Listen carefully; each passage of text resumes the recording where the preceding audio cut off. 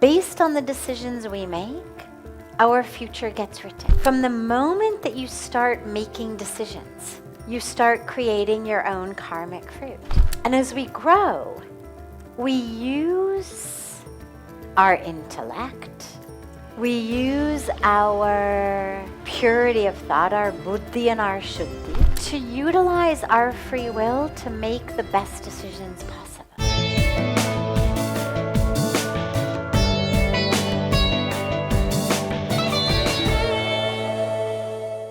Our life script is not written.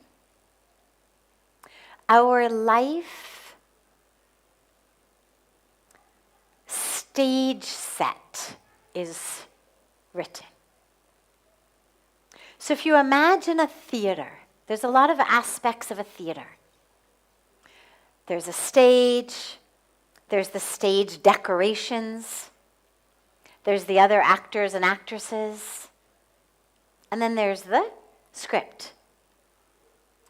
Now, the script is that which keeps the plot moving, right? If you've got a husband and a wife, and one of them says, I want a divorce, and the other one says, I hate you, I'll give you a divorce, and storms out the door.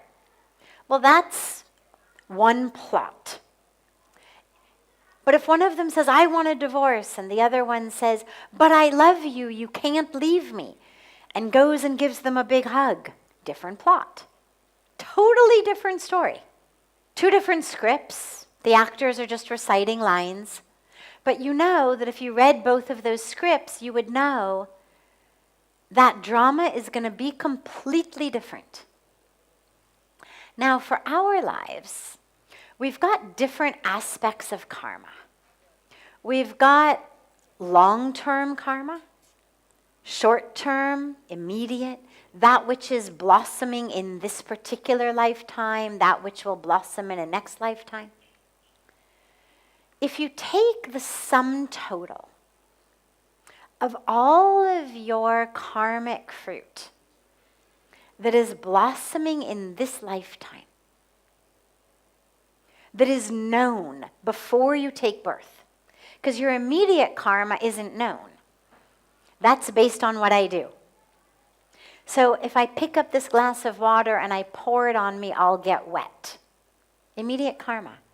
But it's not pre-written that I'm going to pick it up and pour it on myself. I have free will. So whether I have wet clothes in 5 minutes or not is determined by the decision that I make about picking up that glass of water. That's immediate karma.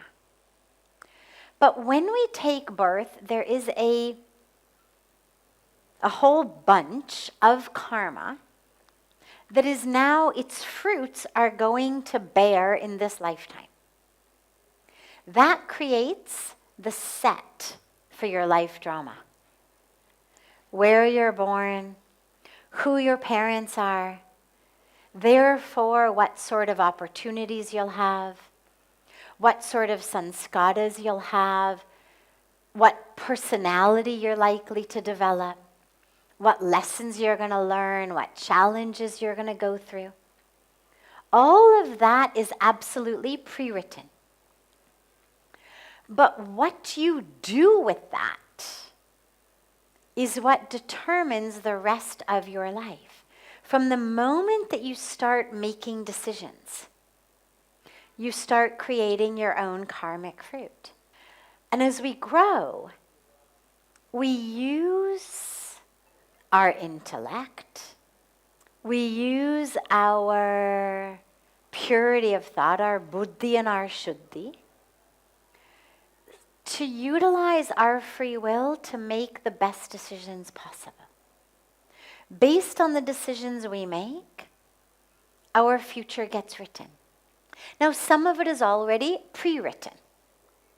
Meaning, I was speaking yesterday about, we were talking, I think, somehow about choosing your destiny in some way. And I was talking about how, for me, at 52 years old, which I am now, at about 5'3" no matter how diligently I work, there's absolutely no way that I can make a new career for myself as a professional basketball player or a professional football player. It's just not going to happen. If I had, at 5 or 7, decided that in my life what I wanted to be was a professional basketball player, well, things would be different on some level. I couldn't change the fact that I was only going to be 5'3". So I would always have challenges in it. It's very likely I never would be able to be a professional basketball player. I've never heard of one that short. But I could certainly have developed a great skill in basketball. I might be a really, really, really good basketball player, even if I wasn't professional. So that's kind of the intersection between that which is pre-written, never changes, with what we put in. And so throughout our lives, that which we came in with, that which was pre-written, intersects with all of that we do with our free will. But even all of the free will choices are impacted by what you learn when you were a child. If we were raised in a family that taught us you're stupid, you're worthless, you're lazy, you're never going to be anything, we've got full free will. But chances are we don't use it. Chances are we self-sabotage. Chances are we create this prophecy. We fulfill the prophecy. Or we are just depressed and miserable, or we become an addict, or we become a workaholic to prove that I'm not worthless.